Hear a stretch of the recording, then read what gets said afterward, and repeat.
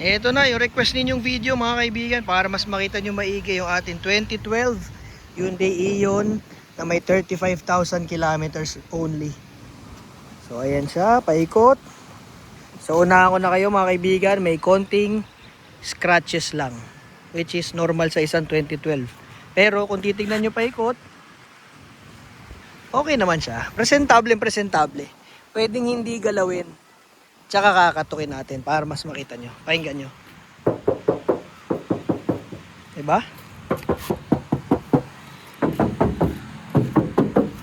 Kinis pa, diba? Yan o. Grabe. Nipis. Complete ang badge. Yan. Katukin muna natin syempre. Kasi isa yan sa pinakamahalaga. Oh, bukas pa to.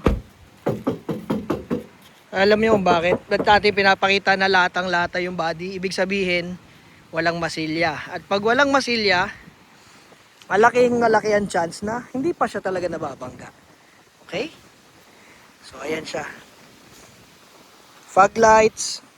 GLS po ito. Ito yung power windows, power steering. Yan. Yung isa kasi, hindi siya keyless. Yung disusi yung pinto. Ito po keyless entry. So pipindutin nyo lang, makakapasok na kayo. Yan. Kahit di nyo na ilabas yung susi. Pero syempre pag i-start nyo, gamitan nyo nito. So ayan. Papakita natin yung mga ilaw, yung loob, yung makina. Ayan. So power windows, working yan. Upuan. Yan. Mukhang common issue na to kasi yung isang iyon din natin may ganito eh. Oh. Yung meron lang konting hiwa lang dyan yung leather. Pero sa kabila, okay naman.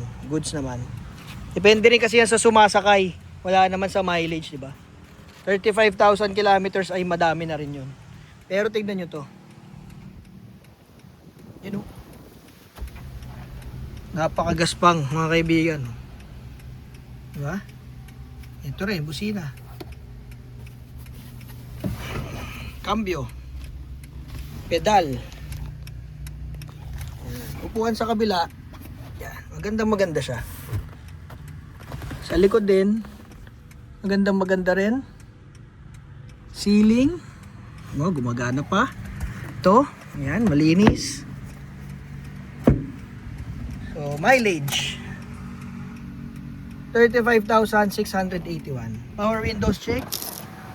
Working. Kabila. Working.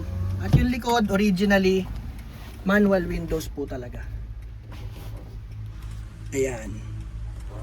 So, hanggang 5 tao ang pwede nyo isakay. Pero ang fuel consumption nito para kayong nakamotor. At malamig ang aircon with heater mga kaibigan. Gumagana yan. Pag nilagay nyo sa pula, umiinit talaga yung buga ng hangin. So, maganda pa yung tunog ng stereo niya. Original pa, hindi pa na-upgrade. So may USB pa rin kayo. So hindi nyo kailangan dyan bumili ng Bluetooth. Pwede kayo dyan. At may nabibili rin naman Bluetooth modulator. Salpak nila sa auxiliary. Okay? So pailawin natin yung mga ilaw nya. Pakita ko sa inyo yung likod. Yan. So pwede nyo rin ihiga to. Kung may ikakarga kayong malalaki, kalabitin nyo lang to. At ayan na. Ayan, latang-lata yan, original paint. Sabihin, di rin siya nabangga sa likod, no? Ayan, nakita nyo yung guhit, buong buo pa. So, buksan natin yung likod, mga kaibigan. So, mayroon din pala siya susian. Kung sakali malobat yung remote, pwede nyo pa rin susian. Ayan, complete emblem. Ayan, working yung mga ilaw. Ayan, may emblem din dyan. Buksan natin yung likod. Alright. So gumagana. Dito, buksan din natin. Yan o, original paint. Yung mga tools nandyan. Reserbang gulong. Original pa yata to reserbang gulong. Ayan nga o, 2011 o. Original. Hankook. 2012 model kasi to eh. Ayan o. Unat na unat. Okay? So ayan, sa makina tayo mga kaibigan. Punta tayo sa makina. Kasi natuwa rin ako sa makina nito. Napakalinis. Bukod sa inispray natin siya nung ating plastic and trim restorer na mabibili nyo sa Lazada at Shopee. Saan na ba? Ayun oh.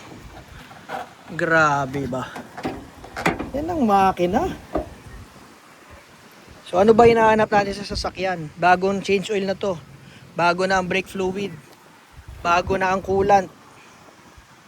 So ang battery, wala lang yung resibo pero sa tingin ko bago pa yun. Wala pang tuklap yung sticker. Tapos one click lang naman siya. So ayan, fog lights, headlights, signal light working. Pati yung signal light dito sa may fender, cheek light, okay din. Gulong, hindi pa naman kayo bibili. Kasi, nakapal pa. Ayan o. Diba? So ito, walang upgrades, walang modification. Steel rim pa din, hubcaps pa rin. Yung radyo, yung pa rin. So stock lang siya, stock lang.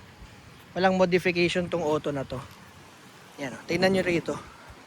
Walang yupi, tapos latang lata.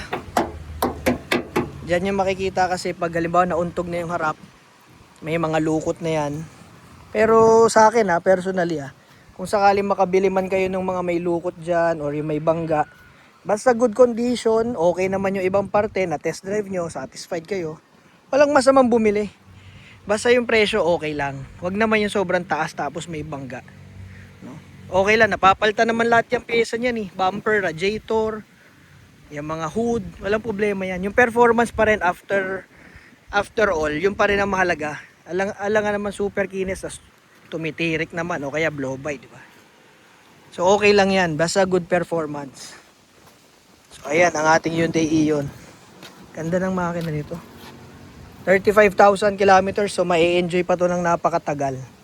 Kasi yung mga internal parts niya hindi masyadong gastado. Yun naman yung isa sa mga maganda kung bakit gusto ko yung mga low mileage cars. Siyempre yung mga bearing sa loob, di ba? Piston ring, hindi pa siya masyado nakakapagtrabaho. Kokonti pa lang.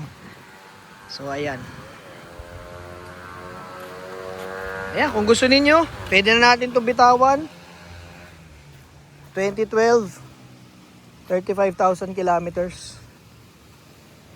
Power steering, power window. Ano ba hinahanap natin sa auto? Nakarehistro, may aircon, maayos ang makina, maayos ang transmission, matipid sa gasolina. Hindi mababasa yung pamilya natin, di ba? Walang tumutulo, walang bulok. So ayan, komportable na po kayo rito.